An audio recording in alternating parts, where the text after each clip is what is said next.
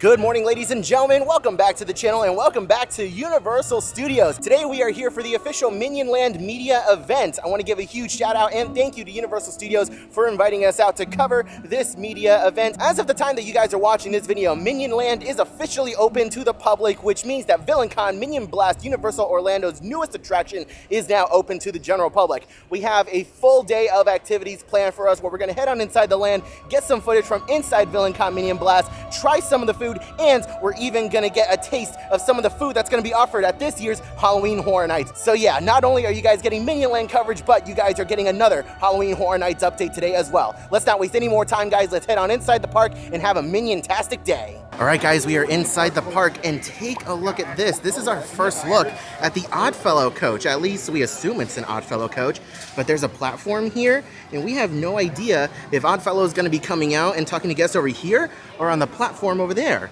But this is a lot bigger and much nicer in person. Holy cow.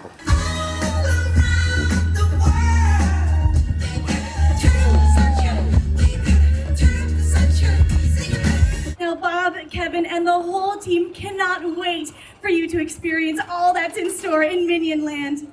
Today, you'll have the chance to blast your way to supervillain stardom in Illumination's VillainCon Minion Blast.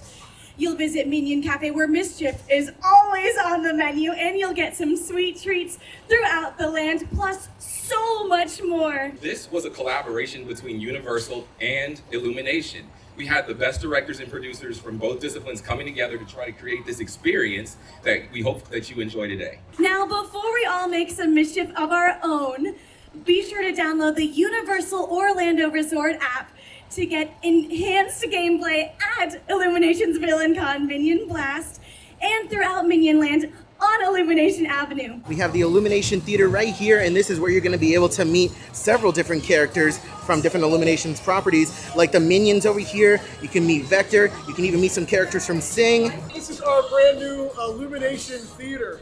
This is the one place where all of our guests can come and engage, interact with all kinds of characters from Illumination Entertainment.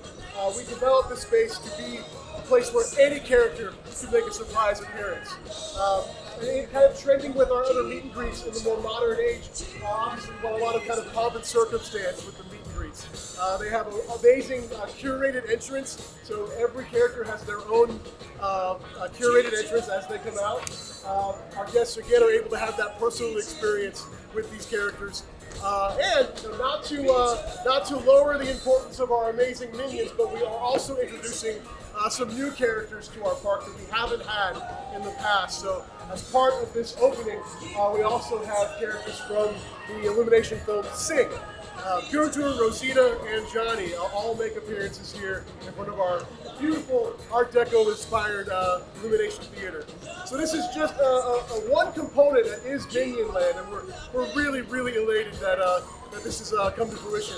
We love the fact we've got more content for families, so everybody can experience content in this park.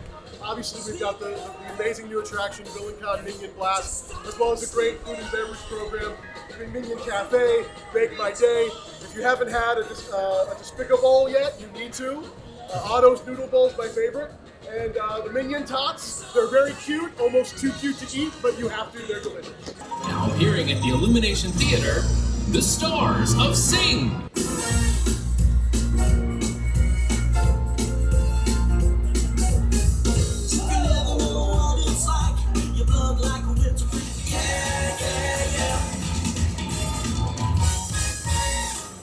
I gotta say, guys, if you or your kids are big fans of any Illuminations property, particularly Sing and Minions, this is a great place to come and meet your favorite characters. Definitely make sure you guys take some time for this. And now, ladies and gentlemen, it's time to explore the different restaurants over here inside Minions Land. We have Minion Cafe, Freeze Ray Pops, and Bake My Day Cafe. We have a couple of coupons to try some items. So we also got a popsicle over here at Freeze Ray Pops. The mango one is my personal favorite. They do have a bunch of different flavors. Some of them are more cream-based and others like this one are more fruit-based. Me personally, I love the fruit-based ones as they are a bit more refreshing in the heat. Let's go ahead and give this one a try.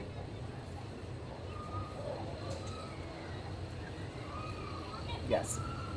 10 out of 10. So good. Really good, really refreshing. Also, I have a question for you guys. Are you the kind of people who like to lick your popsicles, or are you like me and take a bite out of it? Let me know down below. Wrong. What? Biting is wrong.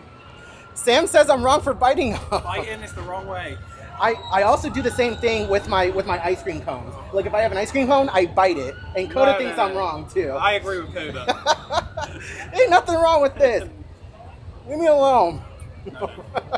So Nate, paging Mr. Morrow, is on my side. He bites into his popsicles too. Team bite, team bite. Team bite. Sam's over there. He's walking away. He can't handle us biters. Get out of here. Go on, get. So Bake My Day is going to be your sweets shop over here in Minion Land. They have a case behind me that's full of a whole bunch of different treats and desserts, and they even have candy in here as well. Not only do they have sweets, but they also have different merchandise items, a whole bunch of cute, adorable Minion-themed merchandise. So for your little ones over here that are into the cutesy stuff, this is your place to go for shopping and or sweets. So the last time we were here, we actually tried the Evil Minion S'more, which was really, really good. It was either the Evil Minion or the Minion. Either way, I tried one of the s'mores and they're really good. So today, we're going to get something a little different. I don't think I'm going to go for the massive cupcakes because those things are massive. I think I'm going to go for one of the cake pop. We have a chocolate banana cake pop. We have a banana cream cake pop and a PB&J cake pop. I think I'm going to go for the banana cream cake pop. Let's go ahead and try that. And look at the adorable packaging that it comes in too. That's so cute. All right, guys, let's go ahead and try the Minion banana cake pop. Oh, wow. Banana bread.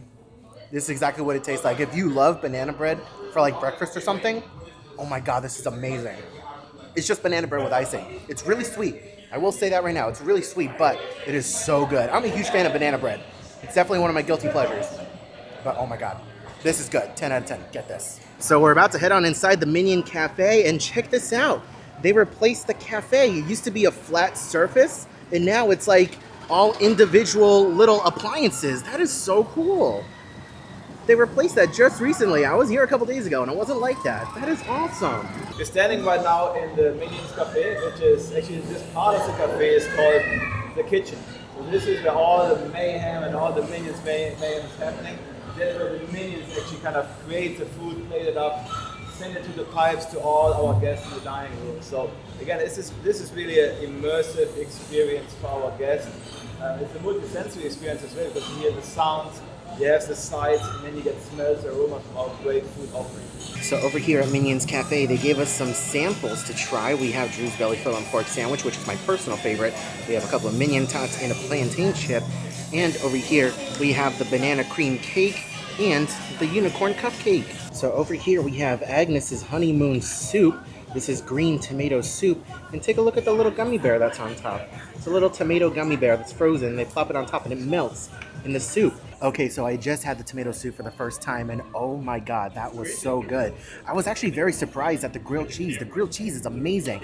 It's not just your regular everyday grilled cheese. They season it and they use different kind of cheeses in there. And the tomato soup, it was actually a little spicy. I wasn't expecting it to be spicy. And then they have some bits of like jumbo bacon in there. Oh my God, that is amazing. It's actually like gonna be up there as one of my favorite items over here. Definitely not something that I would really get like in the summer, but it's really good. We were here just over a month ago when Minion's Cafe first soft opened. We tried just about everything on the menu. It was really good then, and guys, I'm happy to report that it's still just as good now. Definitely make this a place that you stop at when you come visit Universal Studios. You can't miss it. Time to head on inside and blast some Minions. And now, ladies and gentlemen, it's our chance to finally head on inside and film the interior queue for you guys. Attention all VillainCon guests, scanning in progress. All non-ticket holders will be vaporized. We apologize for any inconvenience. This queue is actually really, really cool. It looks like you're in a show floor for a convention. So if you've ever been to Comic-Con, then you know exactly what this looks like. And over here in the queue, we have a video showing what you can expect to do on the ride. So you're standing on a moving platform, and you have the blaster in your hand and you're moving slowly through different scenes. So just like with any convention that you might go to, you're gonna have different booths spread out throughout the convention floor that are gonna be trying to sell you different things. That's the kind of vibe that you're getting in here in the indoor queue. You have different booths that are advertising different things that a villain could want to have in their arsenal if they're wanting to do that, which is really, really cool. Over here at Unlawful Outfitters, we have a bunch of weapons that different villains can buy. And over here, we have a closer look at the Eliminator X. This is the weapon that you're going to be carrying throughout the attraction.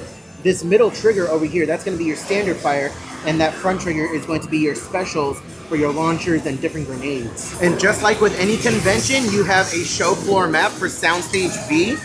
We can see a couple of special areas, the Vicious Six. We have Scarlet Overkill, Vector, and this is my favorite. Down here, we have the Henchman Hangout and the False Sense of Security room. Now, when I was here with Coda a couple weeks ago, this particular booth was her favorite because she's a sucker for different animals and she thinks that this alligator is just the most adorable thing ever. This is the Corrupt Companion booth. So basically everything that you would need for an evil pet sidekick. And this booth right here is my personal favorite, the Diabolique. It's basically fashion for villains. And you have a screen over here that shows off different products. That's really cool. A lot of these different suits can be quite useful. And now, ladies and gentlemen, it is time to grab our blasters. So any blaster that is blue is one that you can grab. And you just come up and just pull it out, and you're good to go. So we have our blaster over here. We're about to sync it up to the app. Let's go ahead and do this. We're gonna hit Sync Blaster. And take a look at that. It is all synced up. Theme Park Express, sync successful. So all of my settings that I set up in the app before I got here, as far as customization for the blaster is concerned, is now synced up. So now we're good to go. Let's go ahead and grab our Eliminator X and get to blasting. I also want to point out that this is the last point in which I can film. We're not allowed to film on the actual ride, so I have my Eliminator X. I'll see you guys when I'm done. And over here at the very end, at the gift shop, we have our leaderboards for the day. I don't see me on there. I think I did pretty poor this time around, but it's still really cool that you can, you know, recognize some players that are on here. And take a look at that. After all the media has had their opportunity to experience the attraction, it has soft opened for the day for general guests. Grand opening is tomorrow, or you know, by the time you're watching this video today. All right, next up we have a preview of some of the annual pass holder exclusive food items that they have throughout the resort. Take a look at this, the Maloney Stacker. Oh my God, that looks amazing. And then we have the Wagyu beef sliders from Confisco Grill. Over at Voodoo Donuts, we have the guava cheese donut. These look absolutely incredible. A lobster mac and cheese. You guys know I am a hoe for mac and cheese, so this looks really good. I can't wait to try some of that. And we have zucchini fritters over at Mythos. Wow, all of this looks absolutely amazing. And along with the specialty food, we have specialty merchandise for annual pass holders during appreciation days.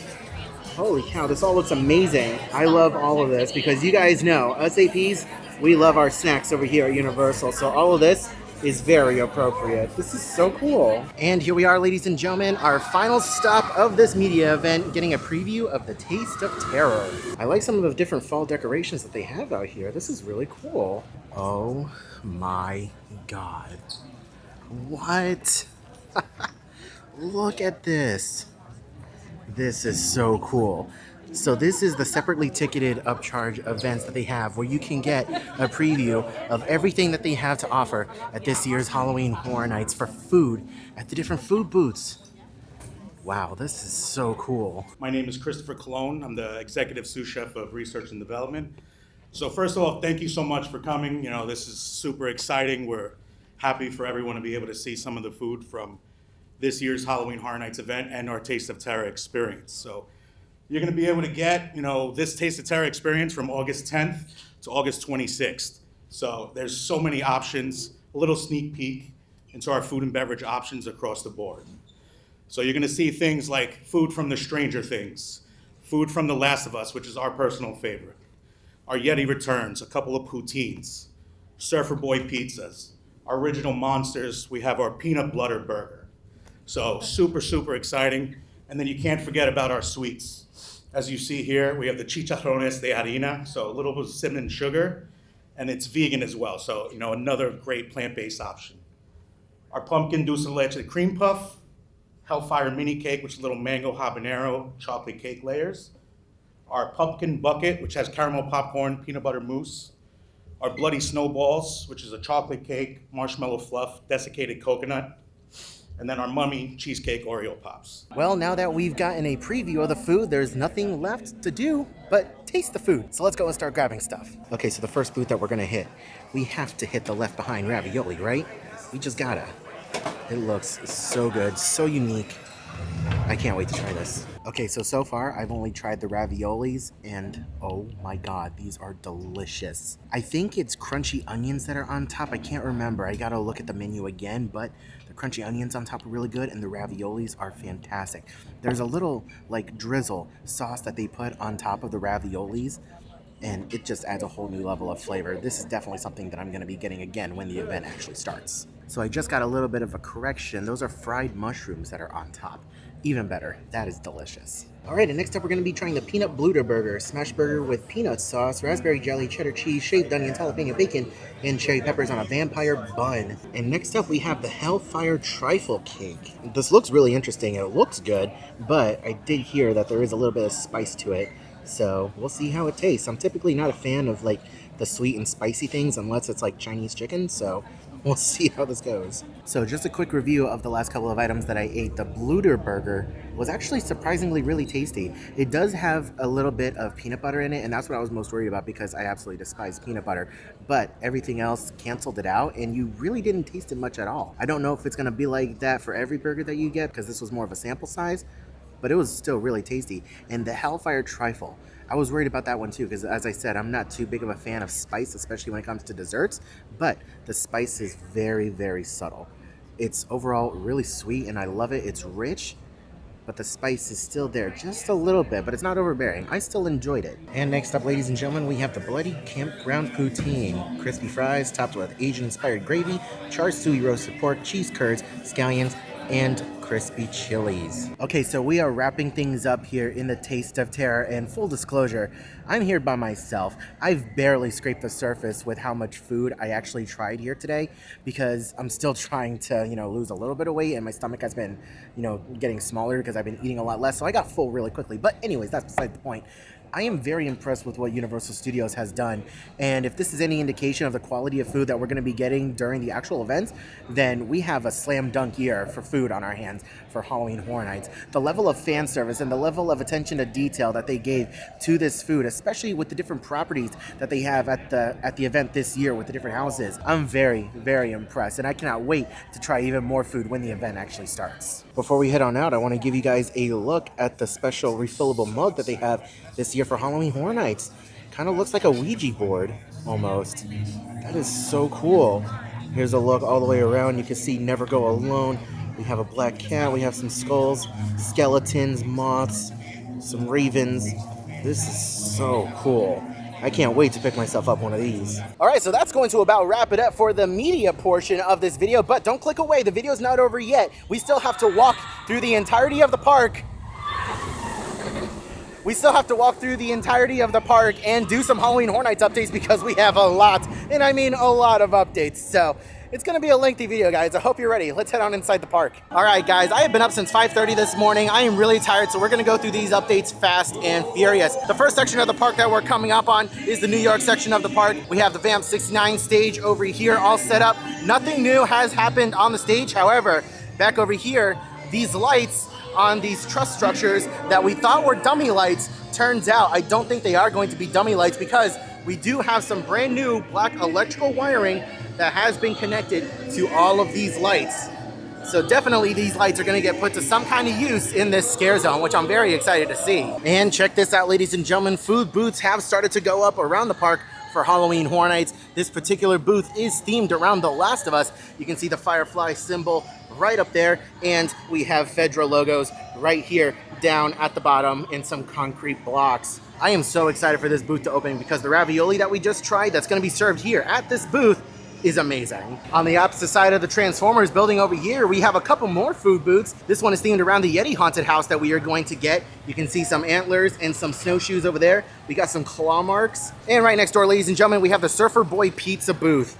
this is going to be a fan favorite. You can get some pizzas over here with pineapple on it, because everyone knows that pineapple does in fact go on pizza. This booth is going to be a hit with Stranger Things fans. Moving further on down into VAMP 69, on the back side of this psychedelic school bus, we have our first fog machine of the Scare Zone. Heck yes. And right outside of Finnegan's, we have another fog machine. Ooh, guys, check this out. Right across the way from Fast and Furious, we have another food booth themed to Chucky. Oh my gosh, this is definitely a lot more interesting than the booth that we had last year. Oh, this is awesome. Moving on into Shipyard 32, let's go ahead and get a closer look at some of the new updates that we have for this zone. Take a look at this cage, guys. Oh my gosh, we are definitely going to be getting a monster in here. I can expect to see a foot pedal, a foot trigger located in here at some point. You can see the door over there where a scare actor is going to be going in and out. We do know that this Scare Zone is going to feature monsters from years past, so who knows? We might have a familiar face in there. On the opposite side of these crates in this crane structure that we're assuming is going to be a crane, we have some brand new barricades that have popped up over here. Now, these aren't like legitimate concrete barricades. They're just made to look like concrete, but they look really good. Also, we have this structure over here. I have no idea what this is going to be for. Like, wishful thinking, put a flame like a flame tower on top of this. That would be really cool. Have some random flames going off. But that's just wishful thinking. We do know there's going to be some kind of electrical something or another going on because we do have the wires. And last but not least, on the far end of the Scare Zone, we do have another crate. And something that I want to point out, a little bit of a spoiler warning, these move. So we can expect to see a scare actor inside over here reaching his hands in and out of this structure, scaring guests as they come by. Let's go ahead and get an update on this themed bar over here right outside of Lombard's. And oddly enough, I thought that these little mini truss structures were going to be moved someplace else, but no, this is exactly where they are going to be. So as you walk into this themed bar area, I can expect this to be like a party atmosphere. We can possibly see some lights pop up on top of these truss structures, maybe some, scrim or something going along the sides over here. It's going to be really interesting to see what this becomes. And here we are walking into the Jungle of Doom, and oh my god, guys, that is a giant spider with spider webs. And guess what? There's another one over here. Look at that thing, it's huge. Looks like a couple of the spiders and creatures from Bugsy and Alive decided to make a return appearance at Halloween Horror Nights, this time in a Scare Zone. Oh my goodness, just look at that thing. That is a trypophobic's nightmare. I'm so sorry. But another new thing that we have are these torch looking things over here. I can imagine there might be some lighting in there to make it look like some fake flame effects. That would be really cool to see. Who knows? But we also have some more vines and camouflage that have been added over here. That's really neat to see. We have some vines and foliage that have been added to these planters over here. And we have these things. I have no idea what this is for. I don't know if there's going to be something projected onto this from the back, or if this is going to be covering up a body or something that's going to be hanging in here, because there's definitely space for someone to be in here. And it actually looks like there's room for a scare actor to go in and out from this way. So I have no idea what this is going to be used for. I'm very excited to see what becomes of it, though. Along with all the vines, we have a couple more props that have been added. We have some barrels that say Octane. Very interesting. We have a random flashlight, a little container, another little chest, and take a look at these guys. We have some bats, some hanging bats. We have several of these spread out throughout the Scare Zone, hanging up on these vine-looking structures, I don't know, vine-looking things. They're just hanging there. They're chilling. We have a few more little knickknacks on top of these crates over here, too. Ooh, take a look at this. We have an old-fashioned camera over here that's been set up on top of this gasoline drum. Let's see, high explosive, dangerous. What in the world? And if you take a look up here, there's a parachute, a ripped-up parachute that is caught up in the trees. So whoever was in this plane, which we're going to get to in just a little bit, bailed out and fell through the trees over here. And you can see his rig over here. That's where he was strapped into the parachute. I know it's kind of dark, it's kind of backlit because the cloud and lighting is weird, but I promise you it's there. I tell you guys what, the creative team has definitely gone all out with the theming of this zone. Look at this.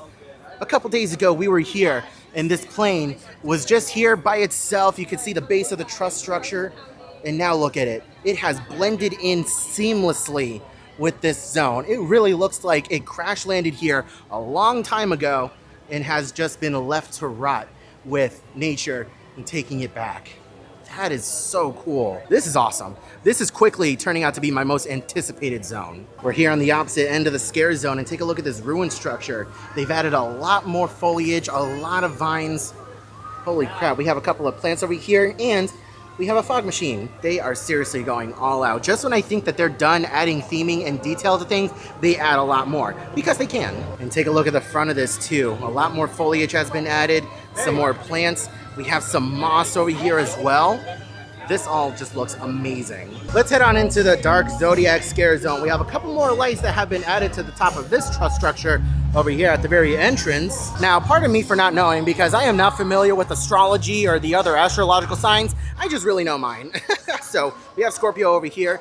We have a fish-looking one that has been added. And then there's something over here. To me, this looks like a crab. So again, I don't know what the signs are. You guys can let me know down in the comment section below if you guys recognize these symbols. And if there's a speaker here, then more than likely we're gonna get a foot trigger on this platform at some point for whatever scare actor is gonna be here. Right outside of the Jurassic Park tribute store, we have a fog machine. On the opposite side of the street, we have another fog machine. And check this out, guys. We finally have a weight on the opposite end of this pole. Just as I predicted in our last video, they added a weight to the end of the pole. It's weighing it down, and it's all the way up there. They added a couple of more props to this stage. It's looking very congested right now. We have a ram, goat looking thing over here. I don't know the signs. I know Leo, so I mean, that's something. We have another speaker back there, which means there's gonna be another foot trigger for whatever scare actor is going to be located here. So now that we actually have a bit more time on our hands, let's go ahead and get a closer look at this coach over here that is supposedly for Dr. Oddfellow. Like I said earlier, this coach looks a lot bigger in person. We have a platform over here for Dr. Oddfellow or someone to come on out and do a little performance or to interact with guests. We have another set of stairs over here that goes inside. We have some suitcases, nothing really too much else on the other side either. But now that we have this over here, these truss structures and lighting make a lot more sense because they're facing this stage. And as we make our way out of the park, we have a couple of speakers that have been added to this platform truss structure over here, a couple more lights, and that's really about it. Nothing too much else has been added over here at the front of the park. All right, ladies and gentlemen, well, that's gonna do it from us here at Universal Studios for the media event for VillainCon Minion Blast. This media event was definitely a lot of fun. Huge thank you once again to Universal Studios for inviting us out and letting us experience VillainCon Minion Blast and getting a preview of the Taste of Terror. That food for Halloween Horror Nights, oh my God, it is going to be a slam dunk with fans. Make sure you guys pick up some of that food when you are here for Halloween Horror Nights. Plus, a lot more Halloween Horror Nights construction updates. That was amazing. But anyways, guys, thank you all so much for watching today's video. Leave a like if you enjoyed and drop a comment down below. Let me know what you guys thought of today's video. I hope you're all having a wonderful day, morning, afternoon, evening, and I'll see you guys in the next video.